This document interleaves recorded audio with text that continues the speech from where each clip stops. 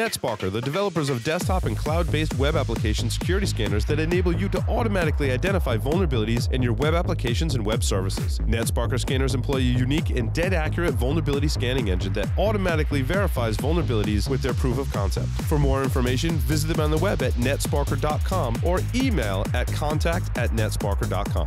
LogRhythm's Netmon Freemium delivers real-time network visibility to quickly identify emerging threats in your IT environment. Netmon Freemium is a free commercial-grade network forensics and traffic analytics solution. You can use Netmon Freemium's powerful capabilities to search against all observed network traffic, identify abnormal traffic patterns and application usage, and quickly analyze full packet captures. Take the first step towards real-time network visibility. Visit logRhythm.com/freemium to learn more and download it today. And welcome back to the show to discuss the security news. Boom! Wow, that was good timing. Or not. That was beautiful, Larry. That was absolutely beautiful. And the music goes on. And the music plays on. Yeah. Well, before we get started, the news, there was a breaking news 9 hours ago, but somehow I missed it. And it's not necessarily computer security related, but I thought it was kind of fascinating. The Bulletin of Atomic Scientists announced at 10 o'clock this morning, Eastern, that the Doomsday Clock is now set to 2 minutes to midnight, the most dire reading since 1953. At the height of the reasoning? What was the purpose behind moving it that much closer?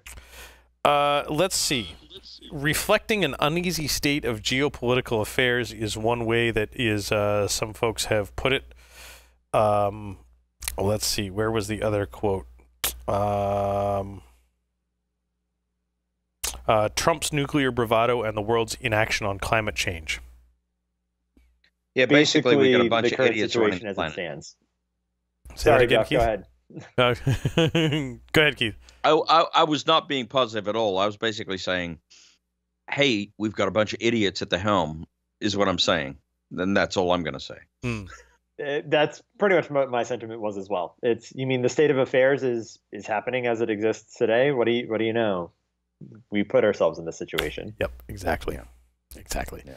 Next story. Next story. Well, not even really a story, but I just thought that was kind of fascinating. But some other fun things going on. Keith, you got a bunch of stories in the wiki. Tell me about the British 15-year-old. And no, not like that. Not like that. This was story number 2. Nice opener. So story number 2 was interesting because a British 15-year-old basically managed to gain access to intelligence operations in Afghanistan and Iran by pretending to be the head of the CIA. So, it's just like, it's unbelievable, right? Like, how could a British, especially like British accent, like unless they're a really good voice actor, I don't know how it's possible to even sound like, former director Brennan or whoever it was that they were impersonating, right? Hello, I'm the director of the CIA. What? Right. Or you can say that you're on behalf of him. Yeah, I know, right? Right. So it was a young man by the name of Kane Gamble, used social engineering. He was actually at least charged with, as part of this, having founded the Crackers with Attitude organization back in 2015, which he states as, it all started by me getting more and more annoyed about how corrupt and cold-blooded the U.S. government are, so I decided to do something about it. And for him, that was, in this case, both impersonating John Brennan, the former director of the CIA, as well as the, Mark Giuliano, who is the agency's FBI agency's deputy director at one point as well. So needless to say, he did a whole lot of social engineering and got a whole lot of intel that he probably shouldn't have had. Jeez. Wow, what can we even say to that?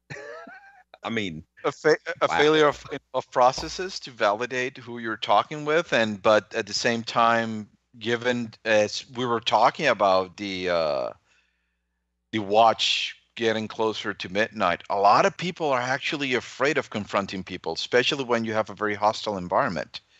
And now that we're in an even more hostile, more brash environment, people probably are afraid of kind of like questioning or stopping somebody in a position of power and asking them and trying to confirm if they're really them. and running the risk of them getting angry and putting their careers at jeopardy. Mm-hmm. I think that's a really good point, Carlos. I mean, you nailed it, right? I mean, we're definitely in a much harsher world right now. It's a shame, and people are afraid. You know, my advice to people is don't be. Step up and question authority all the time. It's your citizen duty, frankly, in many cases, to just go ahead and ask questions. Yes. I mean, or alternately, you could just ignore authority entirely, as in kind of my story number one, which is a woman that basically has evaded airport security on what seems to be a number of occasions, and always seems to end up in Heathrow Airport for some reason or another. I don't know if anyone happened to catch this. It was an article earlier this week about a woman, Marilyn Hartman, who has now actually been detained at this point after a Four different times. Four different times. And this goes back to several years now, it seems like, where she has basically walked right past TSA, no passport, no airline ticket, walked right past the agents at the desk, got on the plane and flown somewhere, and numerous times now Heathrow. But yeah, she's done this a number of times. In fact, people are asking to have her keynote at DEF CON. What's interesting about this as well, though, is what is apparently the case, is they have cited in the article, is they believe that her activities is not out of malice or some sort of strife, but out of actual mental illness. That she seems to keep kind of like seeking this attention in some way. That she is now boarding planes. In fact, she has been caught as many times as she has been successful, also. So yeah, that's really interesting. Yeah. Yep. We should put her on the red team. Yeah, she's definitely good at social engineering, it appears. If she wants attention, what better attention than going into a conference and talking about it, or probably writing a book or a manual on it? Mm-hmm. No kidding, right? Well, it also begs the question about security controls, right? We were just talking about that with John. It's like you had to have some security controls. Well, I mean, we've all been through airports a lot lately. I know that you guys travel a lot for work. So to be able to get that far is, and there's cameras everywhere in the airport, right? Like I'm not crazy, but here nobody's watching them. Yeah, exactly. To make matters worse, reading through this article, in 2016, despite having been arrested, whichever, more than once already, despite wearing a device that tracked her movements, so she had an ankle bracelet with GPS, she went back to Chicago O'Hare's airport, where she was arrested. She made it to the airport. Wow. Again. I'm suddenly reminded of The Simpsons, where they have that sign that says, "Do not enter," or "Don't." I'm a sign, not a police officer, right? Like, it's the same sort of problems. It's not enough people, not enough process, not enough people actually manning the technology that you've purchased to keep people safe, to prevent this from happening. And not only that, many times, like the example of the sign, you're hoping that alone is enough psychological deterrence for something to not happen. It's like when you see, oh, this is a gun-free zone, and I'm going like, yeah, and I have a Glock 19 in my hip, and nobody knows that I have one. I have my CCW, and I'm able to walk into the zone for 5-10 minutes and get out. For me, it's not a psychological deterrent. For a criminal, it won't be. It's like when you see a sign, hey, surveillance active in this area. And the thing is that when you go to most stores, surveillance is forensics. That's all it is. In many places, surveillance cameras are for forensics, are for after the fact. Yep. So you have evidence of what actually happened to aid in an investigation. You see the sign. You see the sign. You know you're going in there, and you know you're being recorded on camera, and you still pick your nose anyways. Oh yeah. I do it all the time in elevators. I see the camera and go like. Yeah. But Carlos has a really, really good point, and that is, that is a lot of what we see in terms of the deployed technologies, process, people, is actually psychological deterrence and not real impediments or real barriers, right? The minority is going to be some sort of real barrier, but the rest of it, I mean, you look at TSA, God love them, but a lot of that is psychological deterrent. Yeah. And, not a lot of that is actually real in terms of, effective barrier. But, that's enough to probably knock out about 90% of the threat. I mean, that's a total table napkin kind of figure that I threw out. But how have you watched the when the TSA puts out all of the stuff that they have caught people trying to board airplanes with, fake grenades, loaded handguns, knives, ninja stars, sword canes, actual swords. They do stop quite a bit of things, but also something has to get through. Something is always going to get through it because you have humans in the process. They get tired. Probably they had a fight with their wife that day and they're all pissy and their heads is somewhere else and they're not doing their job properly. Other times, hey, they have crappy jobs that people hate them, and that sometimes gets under their skin and sometimes just wears them down, and they're not doing their job as effective as possible. Right, exactly. We still have that human factor there, and no matter how many processes you're going to put, it is not going to be 100% able to block anything. It's like when we talk with customers, we always tell them, set up your controls, they're good, but always assume breach. Right. How are you that's right. going to manage when they're in? Same thing with TSA. Assume breach. Do you have layers of control? In this case, that lady was very good at going through the different layers. She went through TSA.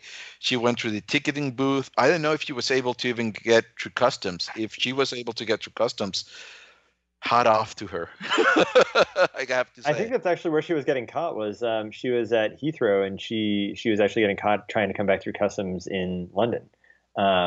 So that's ultimately, I think, a number of times where she was caught was customs.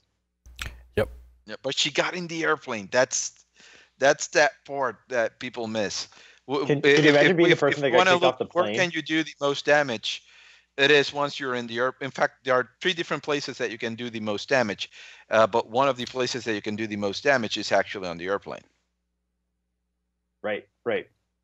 And speaking of doing damage, have you guys been looking at how now Dell, HP, and Lenovo are all telling you do not patch for Spectre? And Joff might also have this one for Intel as well. Don't install our patch, right? Yeah, that's right. For me has been a nightmare. Yeah, it's I mean, my, this is a performance issue. -1. By the way.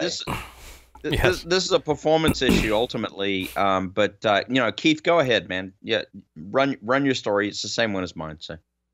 So what this is in this case is Dell has basically told its customers as of Tuesday, and HP, or I should say as of Tuesday, HP as well, are advising customers not to apply the BIOS updates that resolve Spectre Variant 2 vulnerabilities due to numerous problems for users, including performance loss, boot issues, reboot issues, and general system stability. So that's CVE 2017-5715.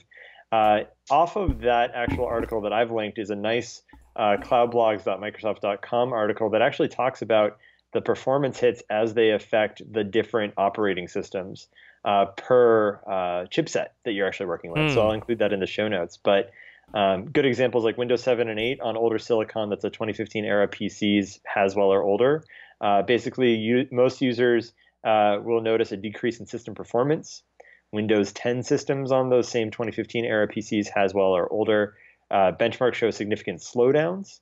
So ultimately decrease in system performance. Windows 10 on newer silicon, so 2016 Skylake, Kaby Lake, or newer, basically shows single-digit slowdowns, but they don't expect users to notice a change because of the percentages are reflected in milliseconds. So only if you are on the very latest should this patch very minorly affect you, but will still affect you.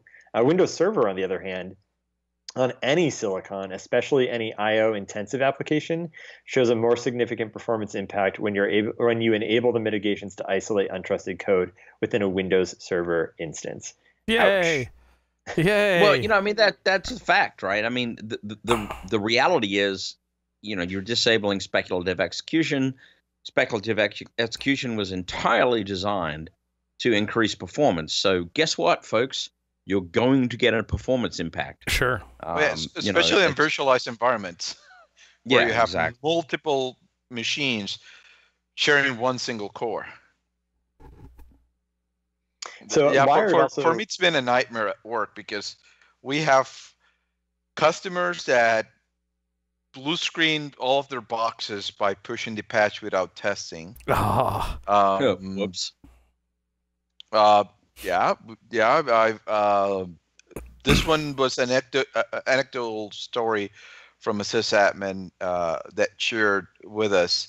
Not a customer, but somebody that simply posted into one of the forums that, hey, I just blue screened 200 of my boxes, and they were running Athlon systems in a university. They simply pushed the patch without testing. Then you have AV vendors using not so legit calls to get into the kernel and do stuff that they shouldn't be doing. Then you have other programmers, actually not only AV vendors, but other programmers kind of jumping through hoops to get the most out of the CPU and doing stuff that they shouldn't be doing, which also affected this. And then you have virtual environments where not only are you supposed to patch the host, but you have to go to each one of the different VMs, upgrade their version to the latest version. In the case of Hyper-V, version 8, you have to upgrade all of them. Oh, but it broke my Windows 2008. Oh, sorry, but you have to upgrade if you want to be secure. So it's a pain. It's a painful patch. And the thing is that you're only getting snippets of the memory. You're only getting snippets of that possible code. I know that people say, oh, but that's enough to probably get a password. Probably get a password. Oh, that's enough to probably get some key material. Probably get some key material. Is it, in my personal opinion, I think it's been way overhyped due to the risk of the real impact, but it's been a very painful one. And it kind of brings us back to kind of like Intel AMT. Like when you have stuff in silicon, stuff in hardware, how do you inventory that shit? It's hard, because Intel comes out with a patch. Oh, here's my patch, but now my Dell XPS is BIOS 1.61, but then my Inspiron is patch 1B45A, and then you got to have this gigantic table of inventory of all of your machines. What version of BIOS are you running? What chipset are they running? What version of the OS? What version of AV or EDR solution am I running? Is this register key set yes, no? It is very, very painful, even for a very well prepared IT shop. What's interesting as well is last week on Application Security Weekly, we noted that VirtualBox had pushed patches for this, but as of last Thursday, VMware said it's actually delaying microcode changes because of the fundamental code that coordinates between hardware and low-level software is that microcode. The updates, because of the problems with Intel's firmware patches, are basically keeping them from pushing patches for VMware, which runs a lot, like most, I would say, of the virtual machine instances out there. Yeah, in fact, all of the machines in my lab. Same. I just look at my servers like, oh, the person boys, whom you're not trying getting patched. is currently unavailable. Uh-oh. Hello. Welcome to Skype call testing service. You know how many times in the early days of the show we heard that? God damn. Dropped off and they're apparently trying to call him back. Where's Sully? So interesting. Dave Kennedy was actually quoted in the Wired article. That's my story number 0. We've never seen such an expansive bug like this that impacts literally every major processor. Not only every major processor, but every freaking OS. Even phones are affected. We're seeing it everywhere. Yeah, this is well. So, as Larry, I think you mentioned either last week or the week before, there are two other embargoed vulnerabilities that are speculated to be in the same class of vulnerabilities as these two. Yes, and they have logos already, which is awesome. And names. I hate logos. Well, Carlos, the ones that were kind of interesting about this from last week was that the logos are very, very telling, even though they're under embargo, as to what they may be for. Now, one important thing, even though I hate logos because that means that I have to rush and I have to do what we call a rapid response at work to get checks for all of that stuff. At the same time, when you look at customers and you do interviews, and as I was talking with somebody from Microsoft, when they look at their telemetry data, actually people patch faster things that have logos and have names that what they do that do not have them. In fact, many times, according to some of the Microsoft telemetry data, they'll patch stuff that have the logo and not patch the stuff that doesn't have it. So they'll patch something but forgot about 10 other, or not 10, probably 2 or 3 other RCEs or remote code execution bugs in their system, but this one had a logo, so they had to patch it. Yep. They had to address that one because it was in the news, and completely ignoring the other ones. And that kind of is, and some of the guys from Microsoft were actually telling them, see, you were bitching about us putting everything into one single patch and pushing that patch to people. This prevents this. And then when we started seeing systems getting blue screen and stuff because of that patch, I went like, see? Now that shit actually prevents me from properly keeping my systems up and running.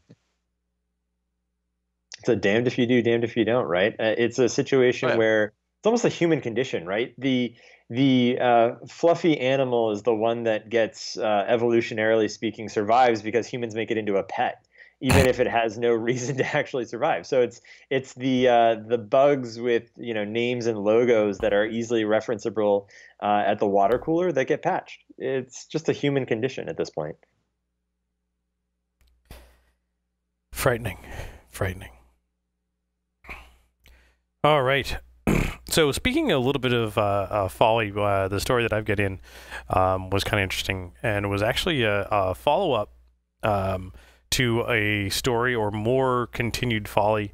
A couple weeks ago, we had Kevin Finisterre on the show to talk about his bug bounty issues with DJI, in that he found a ton of stuff wrong with DJI, including a bunch of vulnerabilities. He eventually was able to do full system compromise of DJI's infrastructure. Not the drones, but their actually corporate infrastructure. And a few other things, reported it to the bug bounty program, and he was offered $30,000 as long as he signed an agreement to accept the money, and the agreement was just absolutely ridiculous, and it was unenforceable, and a bunch of other stuff. He came on the show and talked about it, but DJI continues to sort of try to discredit Kevin. There were some things about some of the articles that they came out that were basically saying, yeah, these things that this researcher found and these other findings are completely untrue, which in fact they are true.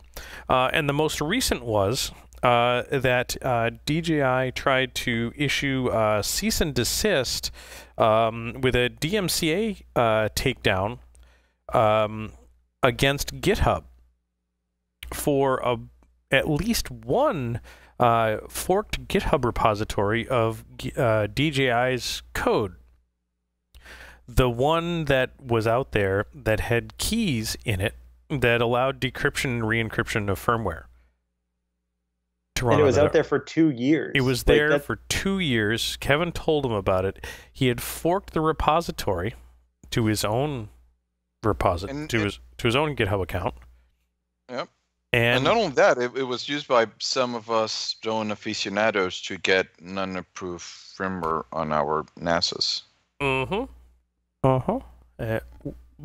and be able to, enterprising hackers could use that encryption key to both encrypt and decrypt copies of the firmware to remove specific no-fly zone areas. Oh yeah. Hmm. Like if you're ISIS and you remove all of Iraq and Syria, so you can use your DJI drone to drop bombs. Yeah. Any of that stuff. But out there for 2 years, Kevin forked the repository, and then DJI sent a DMCA takedown notice to GitHub to take it down, and they suspended his repository, his forked repository, investigated the matter, 10-day review process, and day after Martin Luther King Day was the day after the end, but Martin Luther King Day was a holiday. So they looked at it, and they reinstated his repository, his forked repository, because they looked at their own terms of service and say, look, if you put stuff on GitHub and you make it public, everyone has a right to fork it and has rights to it. And based on our terms of service, you agree to that as soon as you make it a public repository. So do we know what license they were licensing it under? Was it like, Apache, MIT, or was it some sort of special license? Because that itself should offer some protections to people that choose to have or forget that they have open repositories for in terms of use, right? They might not be able to let him actually use that code to then do the things that is speculated he could do with it. That's not to say that people will, obey the sign because it's not a police officer. Right. But the whole DJI thing, I mean, again, full disclosure, I work for BugCrowd. It's a bug bounty platform. And just looking at DJI and seeing this happen is kind of sad, to the extent that there are so many options available to them to do a bug bounty program the right way. And self-managing a bug bounty program, I mean, Uber does it. We've seen what's come of that. DJI does it. We've seen what's coming of that now and what has come of that. It really shows that running a program by yourself, especially when you don't have any experience doing so. Yeah, it's just like, there are experts who have done this for years. And to the extent that there are programs that have been incredibly successful with just as talented individuals performing the research, that could find and report the same sorts of things. I mean, quite frankly, open GitHub repositories as a bug bounty researcher myself is one of the things I look for. I look to see what's in the history, right? It's not just what's on the repository, but it's what code has changed, what's the actual changes to the code over time. And I can use things like there's open source tools like GitRob to go and look for that information. So and boy, are there so many mistakes done in Git. I've done it myself. I've accidentally pushed passwords in test scripts. I've pushed API keys, and then editing all of that stuff in Git, it's a pain to remove those entries. Yeah, it's just this even is when just a trying to story be of careful. Yeah, so Keith, to answer your question about what license they were under, I don't think they specifically stated a license, because it was supposed to be their internal proprietary stuff that they accidentally clicked the little send to public type thing. You would think that GitHub, at least if I recall correctly, when you're actually running a GitHub repo, especially if it's public and you don't have a license or you don't have things like a README, it gets pretty in your face about that. It's not like it's a next done situation. It's like, hey, please create the README. Please add a license. It's not that aggressive. No. It's just a small banner that you're getting at the top. Now, it is very aggressive when you have something private and you want to move it to public. You actually even have to type the entire name of the project. Yep. Which is something that I fought with people that put very long names in projects with mixed cases. I'm going don't do that shit. Yep. So because then when I have to move it to public, I have to match the case and everything. No, it's on a page that you can copy and paste it. Yeah. Seriously, not that I've done it. No, so to answer the licensing question a little bit, Section 5 of GitHub's Terms of Service and I'll read it. By setting your repositories to be viewed publicly, you agree to allow others to view and fork your repositories. Blah, blah, blah, blah. If you set your pages and repositories to be viewed publicly, you grant each user of GitHub a non-exclusive worldwide license to use, display, and perform your content through GitHub service, and to reproduce your content solely on GitHub as permitted through GitHub's functionality. For example, through forking. Well, there it is. I mean, there's the license. Right. And what's interesting too is, like, to some extent, at one point this had to be created as a public repository, right? Like when you go to create it, that's the default repository type to begin with. But it makes me wonder how that became public anyway, especially if it was 2 years old. Like, was it once a private repo that was made public maliciously or by accident? I suspect that it was probably a public repo from get-go. Yeah, that would be my guess as well. And to that end, it's like, nobody bothered to check the permissions. I mean, when you were working with a private repo, it says so. Like inside of your repositories itself, it says private. And you would think that if they have other private repos, that they would say, that one doesn't say private. Something's probably wrong here. Yep. So to quote the article, what are the lessons here? Train your people how GitHub works. Check, and check again that your private repos really are set to private. And above all, don't put encryption keys on the internet, ever. And never push to master. Go Google for YOLO GitHub. Oh, yeah. Yeah. Just, such a train wreck there. Yep. So,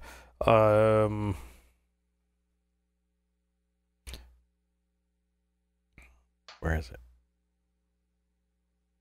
Yep, there we go. Is Scott trying to tell us something? No, so the YOLO alias is alias YOLO to git commit -am, deal with it, in quotes, && git push -f origin master. It's whatever's there, push it now, deal with it. Boom. Oh, yeah. All right. Sounds like a nightmare. Yep. So what else we got? What else we got here? So we've got some hackers in probably Russia were infecting gas pumps with code to cheat customers. In effect, if I were to give this a summarization or a summary, this is quite literally the situation where someone had the great idea of, let's just office space the pennies on the dollar, or the 9/10 of a cent, right? Right, and effectively, so they actually ended up somewhere scamming the customers of different pumps, somewhere in the order of 3 to 7% per gallon of gas pumped. Now, what it was is the programmer who was arrested in Russia was writing this software and selling it to the people who were working the gas pumps, right? The people that were at the station itself, to skim from the actual purchase of gas. And so for me, what's interesting about the end of the article is it says, it's unclear what tipped Russian authorities off to the scam, but personally, I speculate someone forgot to pay off the authorities. Oof. So was the skimming, was it skim off the dollar amount and put it somewhere?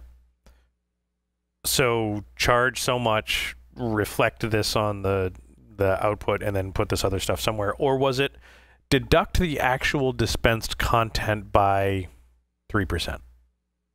So it says you're getting a gallon, but you're only getting 97% of a gallon. I would presume that it's probably the latter. Now, it doesn't really get into it in the article as to exactly how this software works, but it wasn't like a traditional skimmer either, like a card-based skimmer. Right. It was quite literally software on the pump itself. I'm guessing that it's the second because of the fact that things like delivery, for example, right?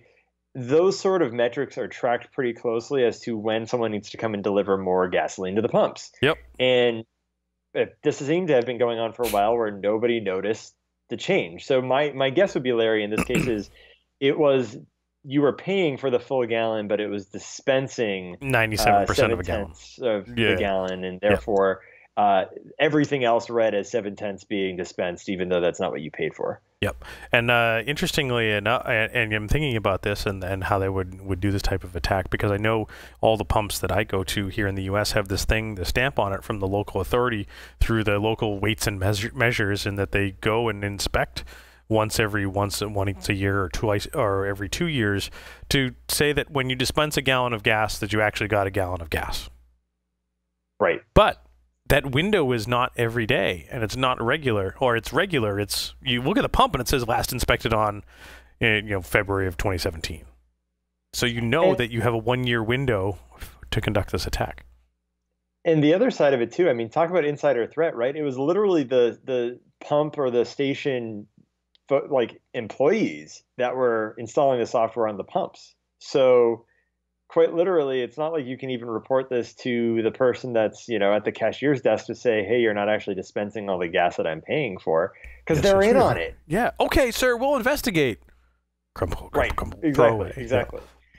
So Put in a bucket full of gas. Enough, the FSB came down on them. So my guess, they just forgot to pay somebody. Yep.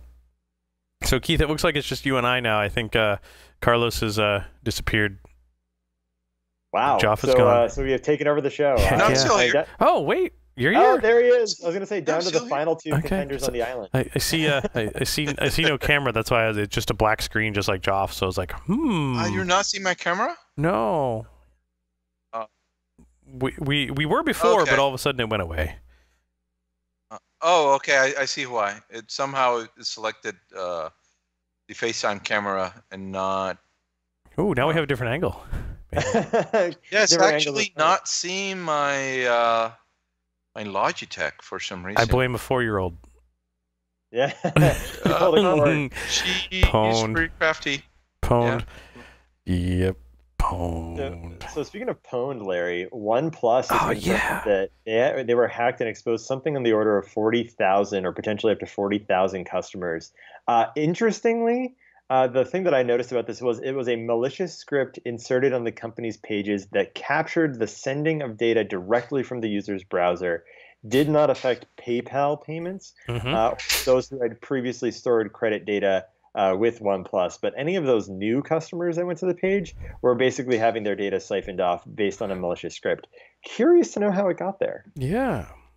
I wonder if I almost bought a OnePlus one of their phones recently, so I'm happy I didn't. I bought my OnePlus One on the used market, so yay!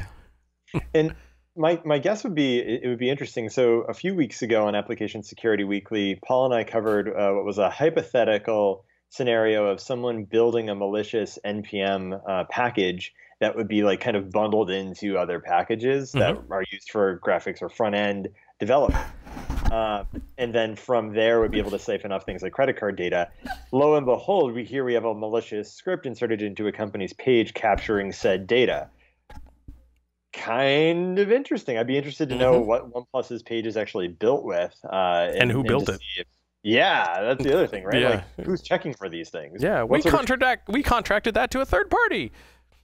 Yeah, in fact, I remember going through an interview process, and the candidate actually did some Node.js development, and he was asking, hey, how do you handle packages, updating packages? Says, well, we actually create a whitelist of packages. These are the packages that we trust. These are the packages that we reviewed, that we tested, and we hard code to those packages. If there are any updates, we have an entire process of validating that, because it has happened in the past. People has actually injected malicious stuff into NPM packages, or people have removed NPM packages, and it has happened in the past.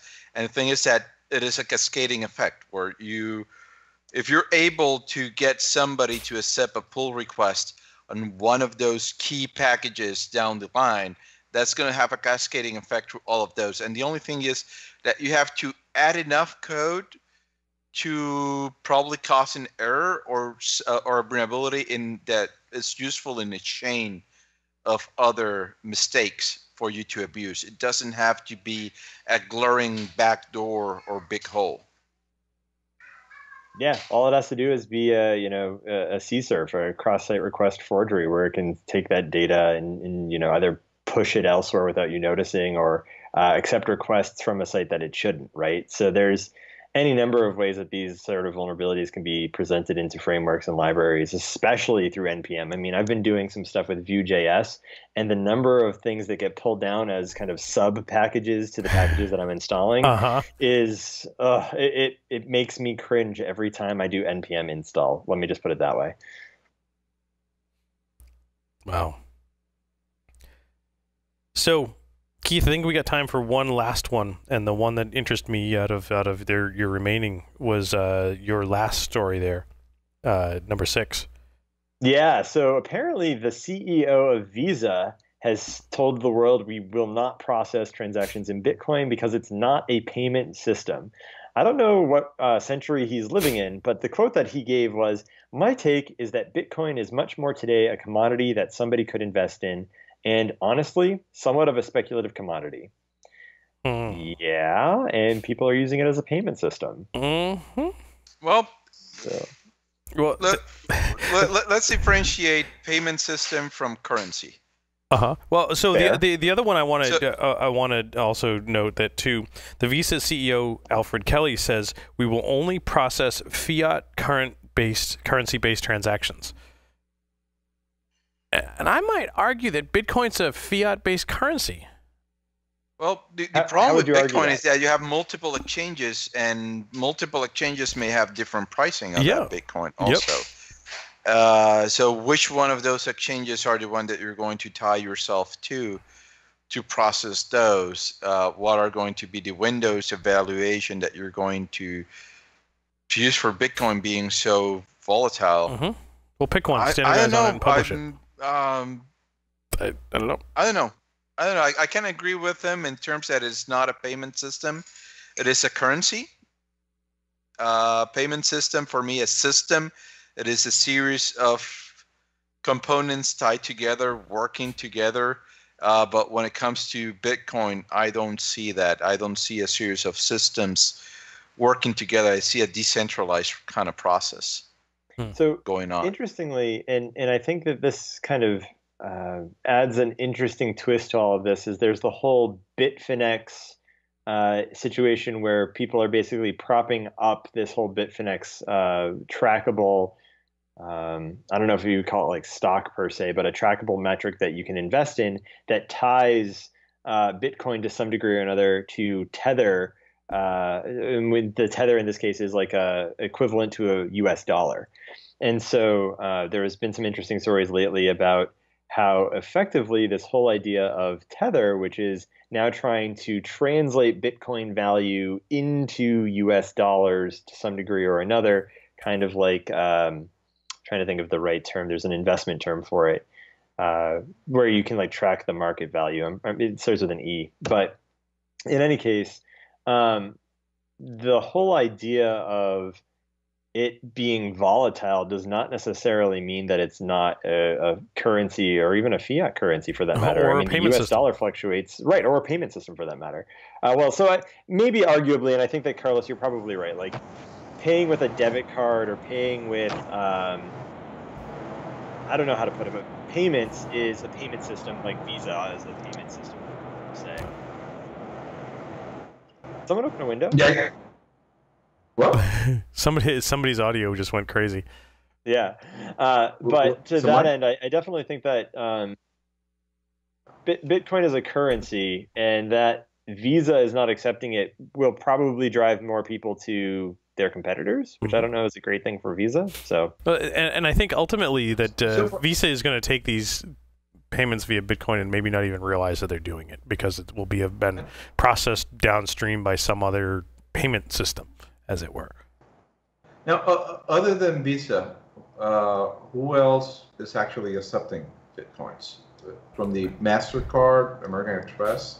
I think some of the smaller places are doing a lot of stuff. I mean, Amber Balde has got some fingers at Bank of America doing cryptocurrency type speculation and some of those types of things. So there's some involvement there, but I'm not exactly sure what her role is. I heard from a friend recently that his local credit union is accepting both payment and deposits in Bitcoin at the credit union. I know I've worked with one app that allowed me to. I effectively wanted to, I had the windfall with Bitcoin and I wanted to cash out, and couldn't necessarily find an easy way to cash out with cash. But I found something that was just as good as cash was Amazon gift cards, because we buy all sorts of stuff from Amazon, so you could cash it out immediately to Amazon gift cards, and went right to Amazon and had a credit balance with Amazon. So interestingly as well, so if you think about it from that perspective, Larry, like the credit union might accept payment or deposit in terms of Bitcoin, but who issues their debit cards? Probably Visa or MasterCard, right? So in a way, they are kind of transacting regardless. I just was looking up to see which companies actually accept Bitcoin in terms of payment or purchase. The one that stands out to me on this list that I pulled, and I haven't validated this, so this is unvalidated information from the internet, but is Microsoft. You can buy things on Xbox in the Windows Store with Bitcoin. Interesting. Some that are very close to me that I would note, and one of the other reasons how I liquidated some of my Bitcoin was Adafruit takes payment through BitPay of Bitcoin for their products.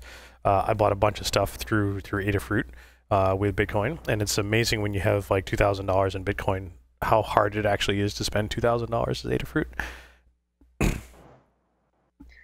I remember one time a listener offered me 1 Bitcoin many years ago and actually said no. Oh boy, do I regret it. Yeah, you take it now. And one of the other ones was Bill Pollock at New Starch Press actually asked the other day was, hey, should I consider taking Bitcoin for books? Yeah, I guess it's, and I know that some bounty programs will also pay in Bitcoin, for example. So for those researchers that managed to get paid in Bitcoin some time ago and have held onto their Bitcoin, that SQL injection bug that was maybe $1,000 grew a whole lot in value over time. Yeah. Oh, I know of a researcher in a back bounty that was able to find some bugs in a Bitcoin exchange many years ago, and he actually got a very large number of Bitcoins from the exchange many years ago when there were a couple of $100 only. And he should be pretty happy right now. If he held on to them. Yeah. So. If he held on to them. It was in the thousands of Bitcoin, so I hope he did. Wow. All right, gentlemen, with that note, I think that's all the time we've got. Let's call it a night. Call it a day. Do our thing. Gentlemen, a pleasure to have you. Thanks for joining me. Here, Larry. Carlos, it's good to see you again. Same here, bro. And hope you come back. Join us again soon. With that. I can't hear you do the music. What? Can't hear you do the music. We'll see you again, Carlos. With that, over and out!